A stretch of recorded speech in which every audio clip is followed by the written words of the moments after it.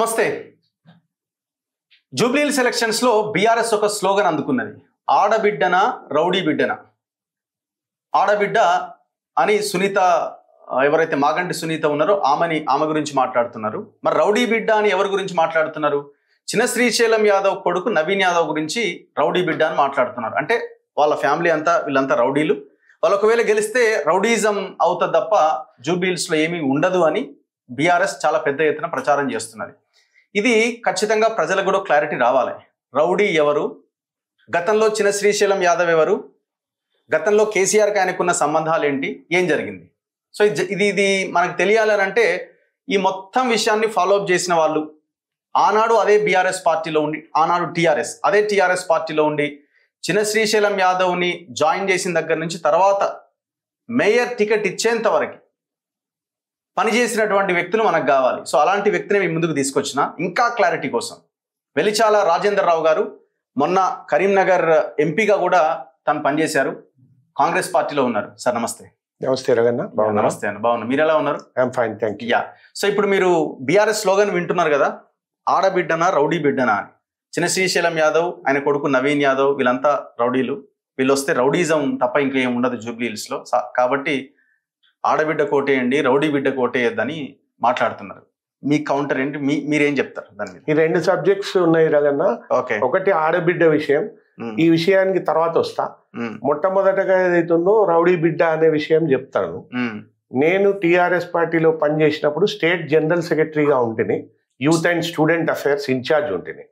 అప్పుడు ఏదైతుందో మాకు లోకల్ బాడీస్ ఎలక్షన్ అయిపోయిన తర్వాత 2002 to 2004. ఓకే. సో 2002లో మాకు జిహెచ్ఎంసీ ఎలక్షన్స్ రావడం జరిగింది. లోకల్ బాడీస్ ఎలక్షన్ అయిపోయిన తర్వాత కేసీఆర్ గారు నన్ను ఆ జిహెచ్ఎంసీ ఎలక్షన్స్ కి ఇన్ఛార్జిగా పెట్టినారు. కేసీఆర్ గారు స్వయంగా నాతోనే ఏదైతుందో చిన్న శ్రీశైలం యాదవ్ను మనం తీసుకొచ్చి టికెట్ ఇస్తే బాగుంటది, ఆయన చాలా మందికి ఏదైతున్నదో పేద ప్రజలకు హెల్ప్ చేసినాడు అని చెప్పడం జరిగింది. ఓకే. అప్పుడు నేను చిన్న శ్రీశైలం యాదవ్ను సంప్రదించి కేసీఆర్ దగ్గరికి తీసుకెళ్లి ఆయనకు టికెట్ బీఫామ్ ఇచ్చి, ఆయన భార్య కస్తూరి యాదవ్ గారికి కూడా రెహమత్ నగర్ టికెట్ ఇచ్చి, చిన్న శ్రీశైలం యాదవ్కు జూబ్లీహిల్స్ టికెట్ ఇచ్చి, మరియు కేసీఆర్ గారు స్వయంగా ఆయనను మేయర్ క్యాండిడేట్ గా కూడా డిక్లేర్ చేయడం జరిగింది. జిహెచ్ఎంసీ ఎలక్షన్స్ లో మేము గెలిస్తే చిన్న శ్రీశైలం యాదవ్ మేయర్ అవుతాడని రోడ్ షోలు కండక్ట్ చేసినాము. రోడ్ షోలల్లా నేను, కేసీఆర్ గారు, చిన్న శ్రీశైలం యాదవ్ గారు ఉన్నప్పుడు కేసీఆర్ గారు స్వయంగా ఏదైతున్నదో చిన్న Srisailam Yadav modern day robin hood, Hyderabad robin hood అని చెప్పడం జరిగింది, అభివర్ణించినారు. అట్లా ఎందుకు అని అంటే వేల మందికి, లక్షల మందికి, బీద ప్రజలకు, పేద ప్రజలకు సాయం చేస్తాడు. ఆయన ఏదైతున్నదో ఆయన సంపాదనను మొత్తం వాళ్ళ మీదే ఖర్చు చేస్తాడు అని చెప్పడం జరిగింది. మరి కేటీఆర్ గారికి ఈ విషయం తెలుసా? తెలిసి కూడా ఏదైతున్నదో ఈ అబద్ధాలల్లా నంబర్ 1 ప్రపంచంలోనే గిన్నెస్ బుక్ రికార్డు సాధించిన కేటీఆర్ గారు ఏదైతున్నదో తెలిసి కూడా ఏదైతున్నదో రౌడీ బిడ్డ అని అనడం జరుగుతుందా? మరి అప్పుడు ఇచ్చినప్పుడు ఏదైతుందో రౌడీ బిడ్డ కాదా? అప్పుడు రాబిన్ హుడ్. అప్పుడు రాబిన్ హుడ్. ఇప్పుడు ఏదైతున్నదో కేటీఆర్ నోట రౌడీ బిడ్డ అని వస్తుంది. ఆయనకు సిగ్గుండాలి. పోయి ఆయన తండ్రి దగ్గర పోయి అడిగి, తండ్రి దగ్గర తెలుసుకోవాలి, మేయర్ గా డిక్లేర్ చేసినవా నువ్వు, బీఫామ్లు ఇచ్చినవా నువ్వు, రోడ్ షోలలో రాబిన్ హుడ్ అని చెప్పినవా నువ్వు అని సిగ్గు లేని మాటలు మాట్లాడుతున్నాడు కేటీఆర్. ప్రజలు ఏదైతున్నదో బరియలు పెట్టి కొడతారు. సో ఆనాడు మీరు జనరల్ సెక్రటరీగా ఉన్నారు. అవును, నేను స్టేట్ జనరల్ సెక్రటరీగా తీసుకొచ్చిందే మీరు. నేను ఆయన తీసుకెళ్ళినాను. ఈయనకు మంచి పేరు ఉంది, బీద ప్రజలకు సాయం చేస్తాడు, ఈయనను తీసుకుంటే బాగుంటది అని చెప్పినాను. ఇప్పుడు అదే స్టెప్ కదా హైదరాబాద్. అప్పటి వరకు పార్టీ పెద్దగా ప్రభావం కూడా లేదు.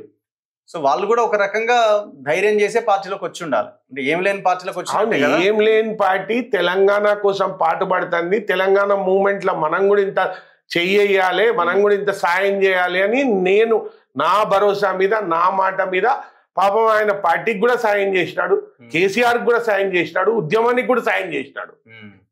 ఇప్పుడు కేసీఆర్ తెలియకుండానే కేటీఆర్ మాట్లాడుతున్నా అనుకుంటున్నారా మీరు? 100% కేటీఆర్ కు తెలుసు ఈ విషయాలు. తెలిసే ఏదైతున్నదో ప్రజలు ఏదైతుందో యాదికి పెట్టుకోరు ఇటువంటివి అని చెప్పి ఈ అబద్ధాలు వల్లేస్తున్నాడు. ఇది ప్రతిసారి నిత్యం ఫోటోలు కూడా ఉన్నాయి సార్. ఇప్పుడు మీరు నా దగ్గర ఉన్నాయి, ప్రచారం చేస్తున్న ఫోటోలు ఉన్నాయి. 100% ఎటు పోతాయి అవి? అది రికార్డ్, ఆన్ రికార్డ్ ఉంది కదా, ఆన్ రికార్డే ఉంది. ఇప్పుడు యూరోపియన్ ఫోక్లోర్ లిజెండ్ ఒక ఆయన ఫాస్ట్ అని ఉన్నాడు సార్, రగన్న. ఆ ఫాస్ట్ అనేటి ఆయన ఏం చేసినాడంటే ప్రపంచంలో దుర్మార్గమైన అబద్ధాలు, అందరికన్నా ఎక్కువ అబద్ధాలు ఆడడం, అందరికన్నా ఎక్కువ అవినీతి చేయడానికి నాకు పవర్ కావాలి అని డెవిల్కు పూజ చేస్తాడు. డెవిల్ ప్రత్యక్షమయ్యి ఏం కాదు నాకేమిస్తావు నువ్వు, ఇన్ ఎక్స్చేంజ్ బార్గెన్లు ఏమిస్తావు అని అడుగుతుంది. నేను నా దగ్గర ఏమున్నది, నేను మొత్తం అబద్ధాలు ఎన్ని ఆడాలను అని ఆడేసిన, మొత్తం దోపిడీ చేసేసిన, నాకే ఇచ్చేయడానికి ఏం లేదు అని అంటే నీ ఆత్మను నాకు ఇస్తావా అని అడుగుతుంది. ఆత్మది ఏమున్నది, ఆత్మను నీకు ఇచ్చేస్తా. ఎట్లా, నాకు ఆత్మనే అవసరం లేదు, ఎందుకంటే నేను పచ్చి దొంగను, పచ్చి అబద్ధాలు ఆడేటోని అని చెప్పి ఆత్మను కుదువ పెట్టి ప్రపంచంలో అత్యంత అమోఘమైన అబద్ధాలు చెప్పే శక్తి నాకు ప్రసాదించు. నాకు వచ్చే జన్మలలో కూడా, నేను వేరే పుట్టే జన్మలలో కూడా ఈ శక్తి ఉండాలి అని అంటే అప్పుడు డెవిల్ ఆయనకు అది ఇస్తుంది. ఇప్పుడు ఈ ఫాస్ట్ కు సంతతికి చెందిన వచ్చే జన్మలలో పుట్టిన కేటీఆర్ ఈ అబద్ధాల కోర్, నంబర్ 1 అబద్ధాల కోర్ ప్రపంచంలో. అక్కడికి వెళ్ళి ఇది స్టార్ట్ అయింది. ఈయనకు తెలిసే చేస్తున్నాడు ఇదంతా. సో తర్వాత శ్రీశైలం యాదవ్ జర్నీ ఎట్లా ముందుకెళ్ళింది? మీరిద్దరు కలిసి ముందుకెళ్లారా? లేదు, ఆయన ఎలక్షన్ జరిగింది, ఆ ఎలక్షన్ లో తెలుగుదేశం గెలవడం జరిగింది. దాని తర్వాత ఆయన సామాజిక సేవలో, బీద బడుగు వర్గాల సేవలో నిమగ్నమై ఉండే. తర్వాత బీఆర్ఎస్ నుంచి దూరం జరిగిండు. ఆయన బిజినెస్ కార్యకలాపాలు, సామాజిక కార్యకలాపాలు చేసుకుంటూ ఉండే. మధ్యకాలంలో గత 10-15 సంవత్సరాల నుంచి నవీన్ యాదవ్ ఏదైతుందో ఆయన కొడుకు కొంత సమాజ సేవ నవ్ యువ నిర్మాణ్ అనే సంస్థ స్టార్ట్ చేసి ఈ బీద బడుగు వర్గాలకు health services, education services, scholarships, తర్వాత సీమంతాలు, సామూహిక సీమంతాలు, సామూహిక పెళ్లిలు అన్నిటికీ ఏదైతుందో సహాయం చేసుడు స్టార్ట్ చేసినాడు. ఇంకా తండ్రి కన్నా చాలా పెద్ద పేరు ఈ యువకునికి వచ్చింది. సో నవీన్ యాదవ్కే ఓటు ఎందుకు వేయాలి అని అంటే ఏం చెప్తారు? పాజిటివ్ పాయింట్స్ ఏమున్నాయి? నంబర్ 1, ఎందుకు సునీతకి వేయకూడదు? నంబర్ 1 నవీన్ యాదవ్ యువకుడు. నంబర్ 2 నవీన్ యాదవ్ విద్యావంతుడు, ఆర్కిటెక్చర్ కోర్స్ చేసినాడు.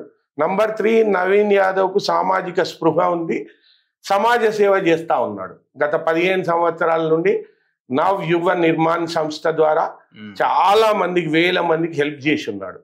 నంబర్ 4 ఏదైతుందో బలహీన వర్గాలకు చెందిన వ్యక్తి. బలహీన వర్గాలు చాలా పెద్ద సంఖ్యలో ఉన్నారు జూబ్లీ హిల్స్ లో, అండ్ తెలంగాణలో కూడా బలహీన వర్గాలకు ఏదైతుందో ప్రాధాన్యత ఇవ్వాలి అన్న స్లోగన్ నడుస్తూ ఉంది. సో బలహీన వర్గాలకు చెందిన నాయన. నంబర్ 5 అన్నిటికన్నా ముఖ్యంగా పక్కా లోకల్, డబుల్ పక్కా లోకల్.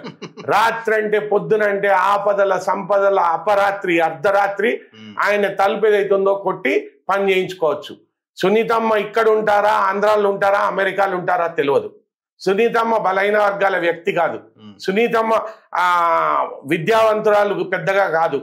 మరి సునీతమ్మ ఏదైతున్నదో ఇన్ని విషయాలలో వెనుకబడి ఉంది కాబట్టి ఖచ్చితంగా నవీన్ యాదవ్కే ఇవ్వాలి. నవీన్ యాదవ్ ఛాన్స్ ఇస్తే జూబ్లీ హిల్స్ డెవలప్మెంట్ కానీ, జూబ్లీ హిల్స్ ప్రజలకు ఏ సమస్యలు వచ్చినా అర్ధరాత్రి అపరాత్రి నిల్చుంటాడు కాబట్టి ఆయనకే ఇవ్వాలి. సో ఇప్పుడు మీ అంచనా ఏంటి? మీరు కూడా సర్వేలు చేస్తుంటారు, సర్వేలు చేయిస్తుంటారు కదా, ఇప్పుడున్న ట్రెండ్స్ ఎట్లా ఉన్నాయి?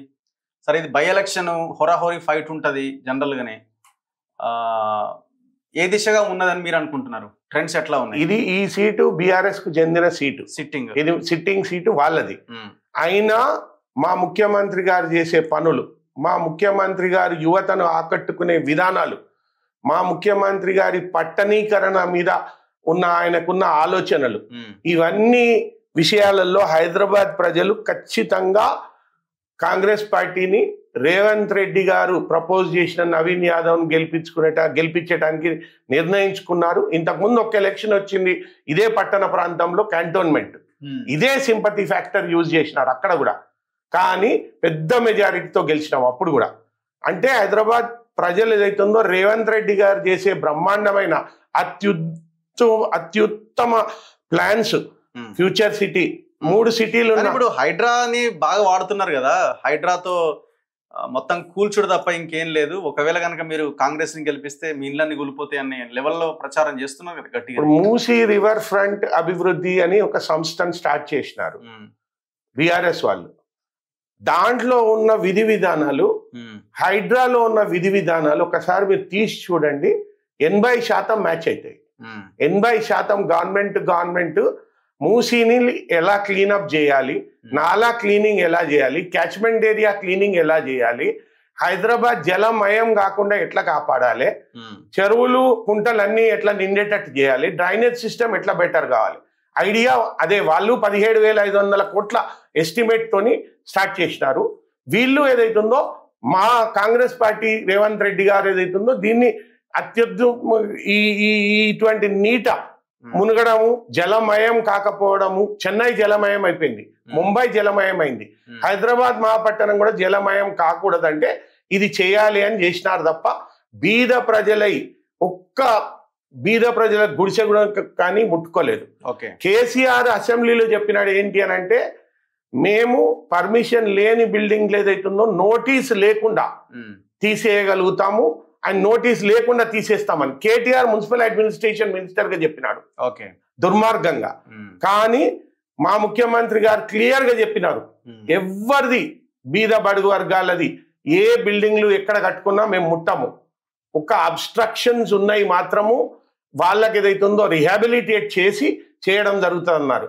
మీరు మొన్న 5 అంతస్తుల బిల్డింగ్ ఒకటి కూలగొట్టినారు, అది ఇల్లీగల్ స్ట్రక్చర్, అది నాలాకు అబ్స్ట్రక్షన్ ఉండింది, కానీ 5 అంతస్తుల బిల్డింగ్ అయినా దాన్ని కూలగొట్టినారు, కానీ ఒక్క బీద బడుగు వర్గాలది కూలగొట్టలే.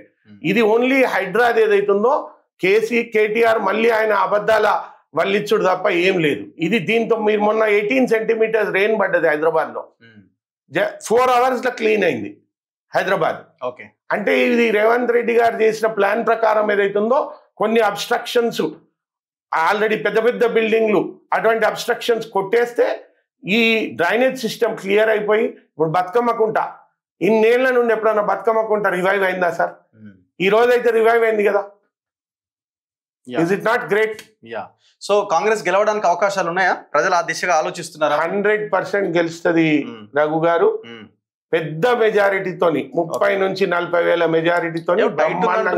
సర్వేలన్నీ వాళ్ళ వైపే ఉన్నాయని అంటున్నారు కదా. సర్వేలు కేకే సర్వే చూస్తే పాపం ఆ కేకే అన్నట్టు ఆయన ఎలక్షన్ రిజల్ట్ రోజు మరి ముసుగు కప్పుకొని తిరగాల్సిన పరిస్థితి ఏర్పడుతుందేమో. ఆగస్టు 13 నాడు కేటీఆర్ గారు కేకే తరఫున వ్యక్తి మన కోహినూర్ హోటల్లో మీటింగ్ అయిందని చర్చ ఉంది కరీంనగర్, మన హైదరాబాద్ మొత్తం. మరి అటువంటి చర్చ ఎందుకు పుట్టింది అసలు? దాని తర్వాతనే ఈ కూడికలన్నీ చేసి 54% తీసుకుపోవడం జరిగింది. ఈ సర్వేలన్నీ బోగస్. 100% మేము గెలుస్తున్నాము అండ్ పెద్ద మెజారిటీతో గెలుస్తున్నాము. And we're only fighting for big majority. Winning is already decided. చూద్దాం ఏం జరుగుతుంది అన్నది. Thank you very much. ఇది రాజేంద్ర రావు గారితో special interview on Jubilee Hills by election. చూస్తూనే ఉండండి మన తొలి వెలుగు.